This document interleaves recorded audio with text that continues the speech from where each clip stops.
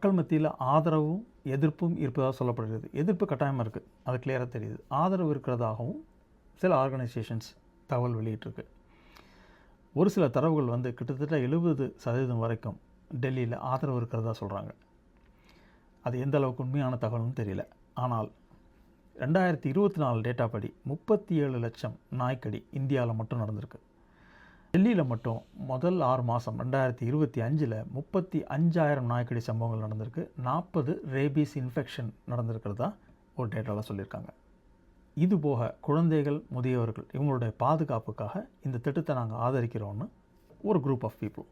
எதிர்க்கிற மக்கள் ஏபிசி ரூல்ஸை இது மீறதா இருக்குது. ஏபிசி ரூல்ஸில் இருக்கிற ஒரு முக்கியமான விஷயம், நாய்களை ஸ்டெரிலைஸ் பண்ணி வேக்சினேட் பண்ணி அதோடைய பாதுகாப்பை உறுதி பண்ணி அது எங்கே வளர்ந்து பழக்கப்பட்டுச்சோ அதே இடத்துல திரும்ப கொண்டு வந்து விடணும் அப்படிங்கிறது ஏபிசி ரூல்ஸில் ஒன்று.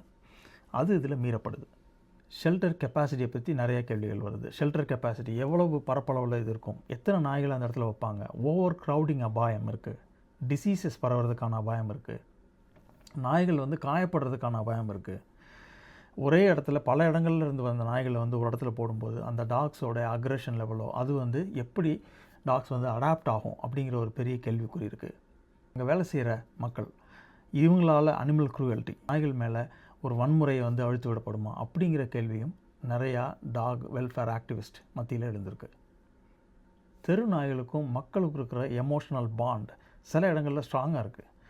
அதனால் இந்த எமோஷ்னல் பாண்ட் முறிகிறது ஒரு பெரிய டிஸ்கனெக்ஷன். இந்த ஸ்பீசிஸ் நம்ம கூட இருந்து பழக்கப்பட்ட ஒரு ஸ்பீசிஸ் அந்த இடத்த விட்டு சுத்தமாக அது எடுக்கப்படும் போது அந்த டாக்ஸை பற்றின கன்சர்ன்ஸ் வந்து பொதுமக்களுக்கு இருக்குது. இந்த காரணங்களெல்லாம் வச்சு இந்த திட்டம் வந்து சரியாக வராது அப்படிங்கிறது பொதுமக்களோட அவுட்க்ரை, பொதுமக்களோட ப்ராட்டஸ்ட், இது எல்லாமே அதை நோக்கி தான் போகுது.